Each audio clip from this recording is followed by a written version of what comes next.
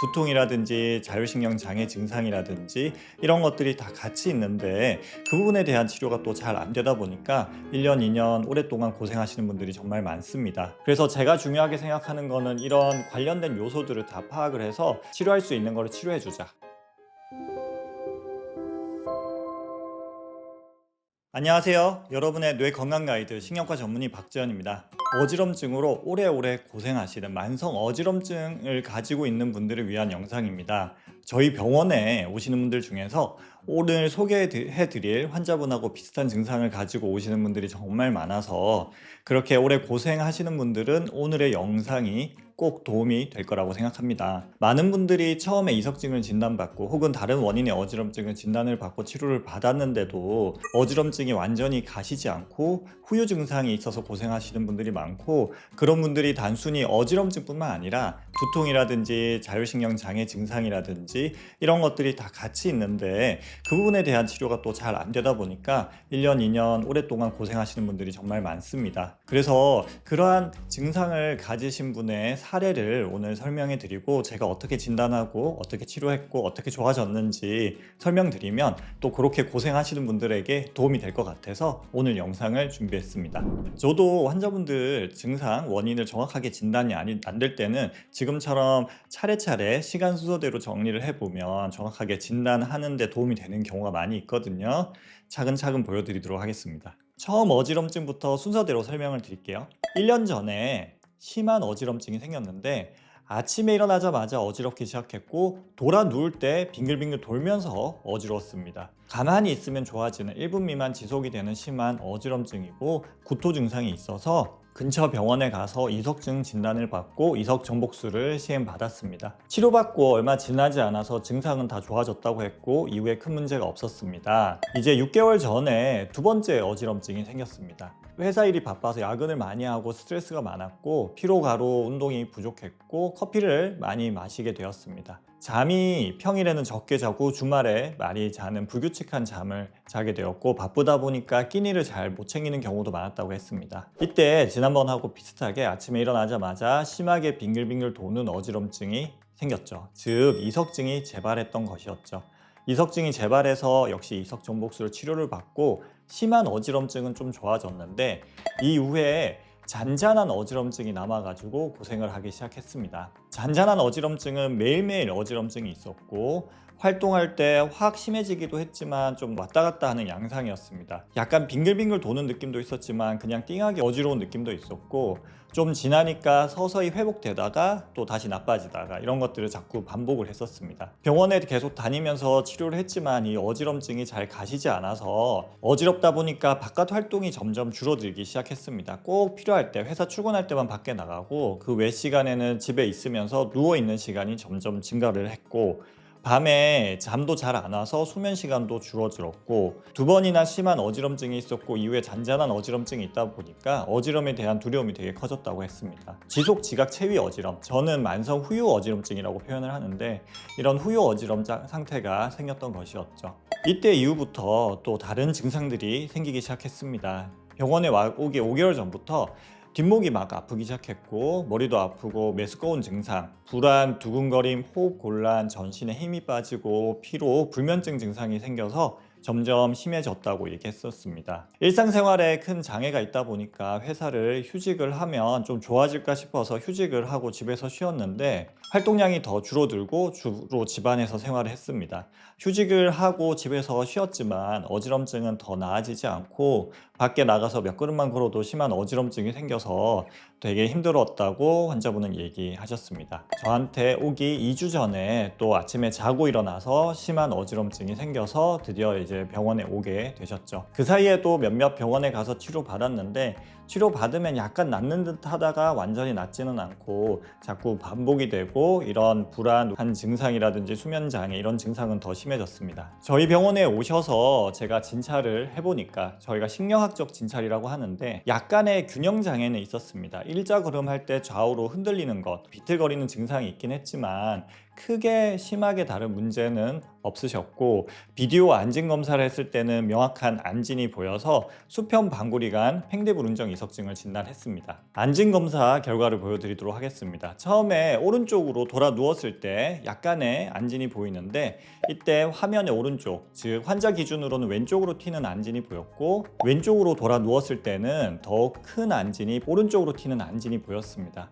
이런 식으로 내가 돌아 눕는 방향과 반대 방향에 안진이 생기면 팽대불운정 이석증이라고 하고, 왼쪽으로 돌았을 때 더 심하니까 오른쪽 수평 방구리관에 생긴 팽대불운정 이석증이 진단이 되었습니다. 팽대불운정 이석증은 뭐냐 그러면 방구리 관내 이석처럼 이렇게 굴러다니는 게 아니라 깊숙이 들어가서 요 안쪽에 달라붙어 있는 상태, 이거를 팽대불운정 이석증이라고 하죠. 뇌혈류 초음파 검사를 했는데 혈류 속도가 증가가 돼 있었습니다. 혈류 속도는 보통 70 이하를 정상으로 보는데 이분 같은 경우는 80대 이상으로 관찰이 되셨고, 자율신경 검사를 했는데 교감신경이 많이 올라가고 부교감신경이 떨어져 있는 자율신경 균형장애 소견이 관찰되고 있었습니다. 뇌혈류 초음파 검사 결과는 우리가 흔히 편두통이라고 부르는 신경혈관성 두통을 의미하는 소견이었습니다.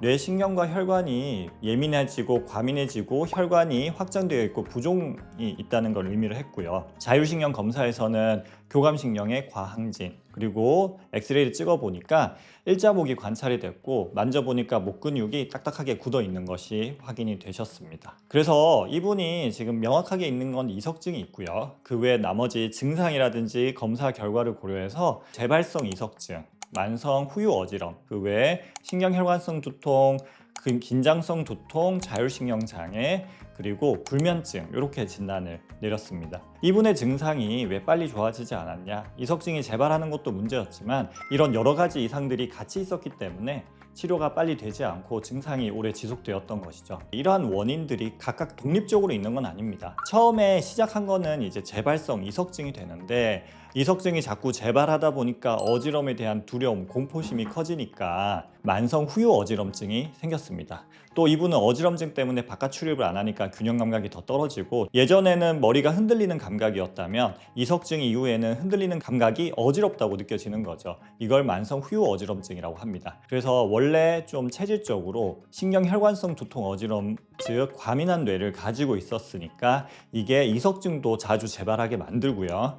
그리고 이런 분들이 만성 후유 어지럼증도 잘 생깁니다. 그리고 만성 후유 어지럼증 때문에 목 근육이 경직이 되는 긴장성 두통이 잘 생기고요. 어지러우니까 나도 모르게 목에 힘이 들어가는 거예요. 그 다음에 이 어지럼에 대한 과도한 공포, 우리 몸은 어지럼에 대해서 자꾸 위험하다고 느끼는 거예요. 뇌에서 자꾸 종을 치는 거죠. 교감신경계가 막 올라가서 위험해 계속 신호를 보내다 보니까 자율신경 균형 장애가 생겼습니다. 그리고 불안 증상도 생겼고요. 그리고 이후에는 이런 증상 때문에 또 불면증도 생겼고, 문제는 이러한 증상들이 다 독립적으로 존재하는 게 아니라 하나가 심해지면 나머지 것들도 심해지고, 나머지 것들이 심해지니까 다시 원래 것이 심해지는, 즉 서로가 서로를 악화시키는 악순환의 관계에 있다는 것입니다. 그러면 치료를 어떻게 해야 되냐? 이 모든 것을 한 번에 치료할 수 있으면 좋겠지만 실제로는 그렇지 않습니다. 그래서 좀 쉽게 치료할 수 있는 것부터 치료를 해주면 그것도 좋아지지만 또 연결되어 있는 다른 부분도 좋아지는 거죠. 그래서 제가 중요하게 생각하는 거는 이런 관련된 요소들을 다 파악을 해서 치료할 수 있는 거를 치료해주자,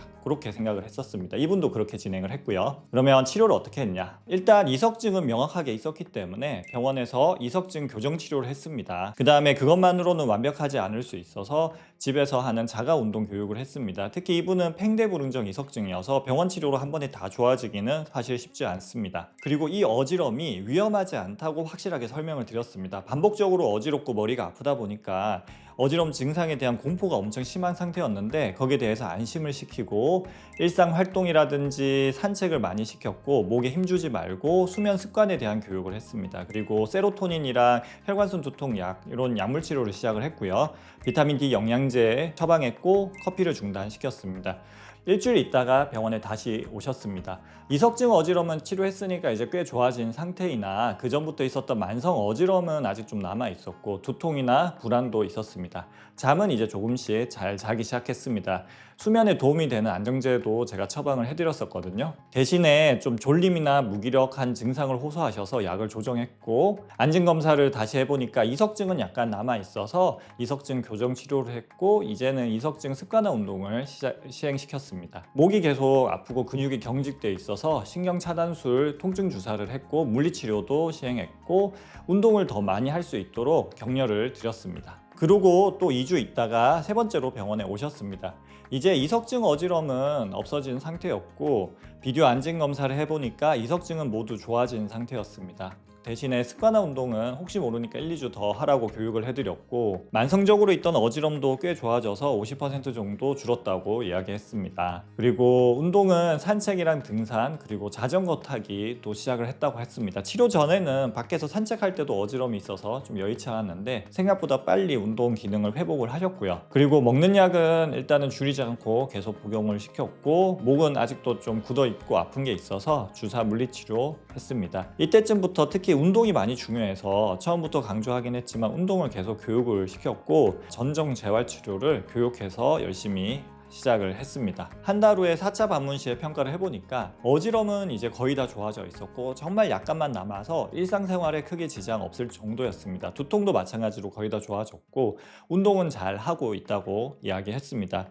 무리해서 자전거 한번 탔었는데 그 직후에 어지럼이 좀 생기긴 했었지만 금방 좋아졌다고 하고, 예전에는 이런 식으로 어지럼증을 한번 다시 느끼게 되면 심한 불안이라든지 공포심이 있었는데 지금은 그런 거에 대해서 불안이나 공포심이 별로 들지 않는다고 했습니다. 증상이 많이 좋아졌기 때문이죠. 수면 불안 역시 많이 개선이 됐었고, 자율신경 검사 다시 해보니까 그 균형도가 안 맞았던 게 정상화돼서 약을 이제 감량을 시작을 했고요. 생활 습관에 대한 교육을 해드렸습니다. 이렇게 해서 한 달 정도에 걸쳐서 약을 점점 줄여서 약을 중단했고, 이후에는 병원에 오고 있지는 않는데 거의 다 좋아진 상태로 잘 지내시는 걸로 생각하고 있습니다. 오늘 설명드린 환자분은 되게 전형적인 경우긴 하고 사람들마다 증상이 좀 다릅니다. 더 심한 분도 있고 덜 심한 분도 있고 또 다른 증상들이 더 같이 있는 분도 있고, 이런 증상들 중에 일부만 있는 분들도 있습니다. 제가 오늘 꼭 말씀드리고 싶은 거는 어지럼증이라는 게 어지럼 단독의 문제가 아니라 여러 부분에 대한 고려를 또 해야 되고, 제가 오늘 설명드린 이런 요소들, 비타민 D 복용하는 거 포함해서 이런 운동이라든지 규칙적인 생활 습관, 식사 잘 하고 잠을 잘 자고, 이런 요소들이 또 이석증 재발을 방지하는 데도 도움이 됩니다. 이러한 생활 습관을 잘 지킨다면 재발을 방지할 수 있고 가지고 있는 어지럼증도 줄일 수가 있고, 또 한 번씩 어지럼증이 재발하거나 특히 이석증이 재발하더라도 이전과 다르게 큰 공포심 없이 쉽게 치료가 됩니다. 어지럼증으로 오래 고생하고 계신 분들에게 오늘의 영상이 도움이 되셨으면 좋겠고요. 비슷한 증상을 가지고 있는 분들 같은 경우에는 또 근처 병원에 가서 본인이 가지고 있던 증상들 이렇게 잘 설명해가지고 잘 치료 받으셨으면 좋겠습니다. 궁금한 것이 있으면 언제든지 댓글 남겨주시면 시간 나는 대로 답을 남겨드리도록 하겠습니다. 영상 끝까지 시청해주셔서 감사합니다. 신경과 전문의 박지현이었습니다.